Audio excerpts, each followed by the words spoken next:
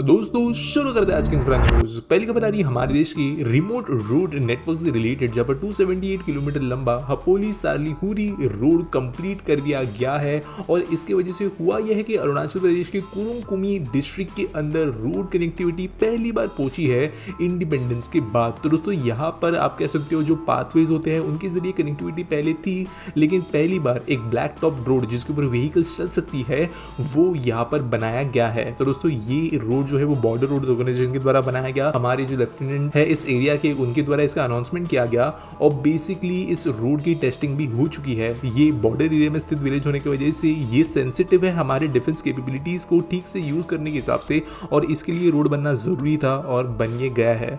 अगली दोस्तों जो खबर आ रही है वो है उत्तराखंड से, जहां पर कहा गया कि लोकल स्पोर्ट्स एक्सपर्ट्स से ऑफिशियल्स इनपुट सीख करेंगे स्टेट्स के अंदर नया स्पोर्ट्स इंफ्रा डेवलप करने के लिए। बेसिकली जो अलग अलग कॉलेजेस है, इंस्टीट्यूट्स है, वहाँ पर काम करने वाले जो कोचेस हैं, जो आप कह सकते हो एथलीट्स है, अलग अलग ऑर्गेनाइजेशंस एंड क्लब्स है, उनसे चीज़ें मांगी जाएगी एज इनपुट्स, उनसे इन्फॉर्मेशन ली जाएगी ये जानने के लिए कि क्या क्या इंफ्रास्ट्रक्चर डेवलप करने की जरूरत है हमारे स्टेट के अंदर, और अकॉर्डिंगली स्टेट गवर्नमेंट डिसीजन लेगी स्पोर्ट्स इंफ्रा डेवलप करने के लिए। अगली दोस्तों को बता दिए जमशेदपुर से, जहाँ पर कहा गया है कि इस शहर के अगले 50 ईयर्स के प्लानिंग के हिसाब से वो मल्टीपल चीज़ें डिजाइन कर रहे हैं, कंस्ट्रक्ट कर रहे हैं। और इसी के अंदर से पहली चीज़ जो की गई है वो है एक डबल डेकर एलिवेटेड रोड जो कि 1876 करोड़ रुपीस की कीमत से बनाया जाएगा, और ये बनेगा बलीगुमा से लेकर दिमनी चौक के बीच में। तो दोस्तों ये 4 लेन एलिवेटेड रोड होगा, और जो पॉपुलेशन डेंसिटी है जमशेदपुर की उसके आने वाले 50 ईयर्स के हिसाब से इसे प्लानिंग किया गया है बढ़ते हुए ग्रोथ के साथ। तो एक kind of over the top project ये सिटी के लिए। स्टार्टिंग में ये अंडर कैपेसिटी चलेगा, लेकिन धीरे धीरे शहर जैसे एक्सपांड होता है वैसे इसका यूटिलाइजेशन पूरा होते जाएगा, और मल्टीपल ऐसे प्रोजेक्ट जो है वो लॉन्ग टर्म बेसिस पे ही प्लान एंड एग्जीक्यूट किए जाने वाले हैं जमशेदपुर में। अगली दोस्तों खबर आ रही है गुवाहाटी एम्स से रिलेटेड, जिसका इनॉग्रेशन किया जाने वाला है 14 अप्रैल यानी अगले महीने, और ये नॉर्थ ईस्ट के अंदर का one of the biggest medical institute होगा। तो दोस्तों ये जो एम्स हॉस्पिटल है इसका फाउंडेशन स्टोन हमारे अभी के पीएम के द्वारा ही ले किया गया था 26 मई 2017 को, यानी अप्रोक्सीमेटली 6 ईयर्स के बाद में ये इंस्टीट्यूट बनकर रेडी हो गया है और फंक्शनल हो जाएगा। तो दोस्तों वैसे ये पूरा का पूरा हॉस्पिटल का इनॉग्रेशन नहीं है, जो हॉस्पिटल का ओपीडी सर्विसेज वाला विंग है वो पिछले साल अक्टूबर में लोगों के लिए ओपन कर दिया गया था, लेकिन जो ऑडिटोरियम है, वेस्ट डिस्पोजल सिस्टम्स है, कनेक्टिंग रोड है, दूसरे कई सारे स्पेशलिस्ट डिपार्टमेंट्स है, इनके साथ में मिलकर जो एंटायर पूरा का पूरा हॉस्पिटल है वो अभी अप्रैल में लोगों के लिए ओपन किया जाने वाला है।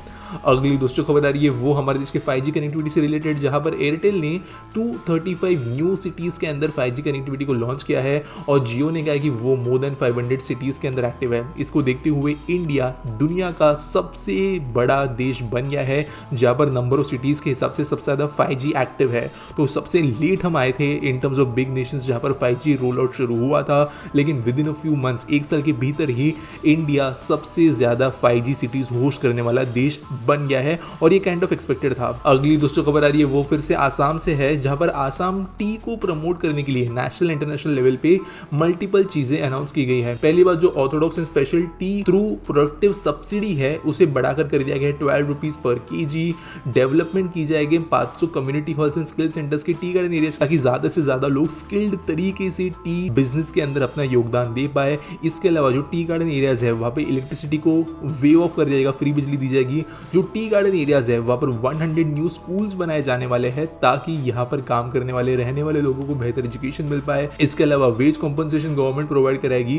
टी गार्डन में काम करने वाले प्रेग्नेंट वुमेन को जो 12 to 15,000 रुपीज के रेंज में होगा, और 3% रिजर्वेशन जॉब्स दिए जाने वाले हैं टी गार्डन के अंदर आदिवासी कम्युनिटी के लिए, कुछ और सेक्शंस ऑफ सोसाइटी के लिए, जिसकी वजह से ज्यादा प्रोत्साहन मिलेगा लोगों को टी गार्डन में काम करने के लिए, और आसाम टी का प्रोडक्शन बढ़ पाएगा। आज के आस्क पीटी सवाल के बारे में बात करें तो निरंजन विश्वास पूछते हैं, India's ground water is depleting, should India make a rain water harvesting plan and restrict ground water usages in farming and make canals.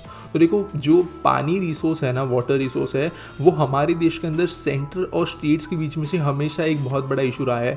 Generally जो वाटर रिसोर्स होते हैं वो मेनली स्टेट लेवल पर, और इनफैक्ट कई बार स्टेट के अंदर भी जो डिस्ट्रिक्ट लेवल पर ही कंट्रोल किए जा सकते हैं। ज़्यादातर जो वाटर रिलेटेड डिसीजंस होते हैं वो बहुत ऊपर से नहीं लिए जा सकते। हालांकि इसके बावजूद गवर्नमेंट ऑफ इंडिया के कई बड़े इनिशिएटिव्स है और कई छोटे लेवल पे जिनके पास में कंट्रोल इन चीज़ों चीज़ों के ऊपर उन्होंने भी इनिशिएटिव्स लिए हैं। जैसे बड़े शहरों के अंदर आज के डेट में कोई भी सोसाइटीज़ या बड़े कॉम्प्लेक्सेस बन नहीं सकते बिना रेन वाटर हार्वेस्टिंग के। इसके अलावा कई जगहों पर बोरवेल टैपिंग के ऊपर रिस्ट्रिक्शंस है, कितने डिस्टेंस तक वो हो सकती है, कितना पानी कंपनीज खींच सकती है वगैरह वगैरह।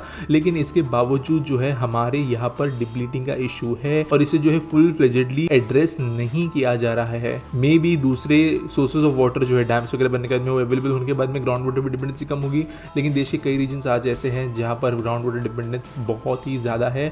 और ऑनेस्टली कहे तो सिर्फ स्टेट लेवल पे इसके ऊपर काम होता है थोड़ा बहुत, जो इतना अच्छा नहीं है, और नेशनल लेवल पे कोई ऐसा प्लान है ही नहीं। उम्मीद करता हूँ आपको सवाल का जवाब मिल गया होगा। आपके पास कोई सवाल है आप नीचे मुझे कमेंट्स में पूछ सकते हो। न्यूज़ अगर आपको सबमिट करनी है तो उसके लिए आपको डिस्क्रिप्शन में लिंक मिल जाएगी। वीडियो अच्छी लगी होगी तो इसे लाइक करना, हमारे चैनल को सब्सक्राइब करना। मिलेंगे अगली वीडियो में।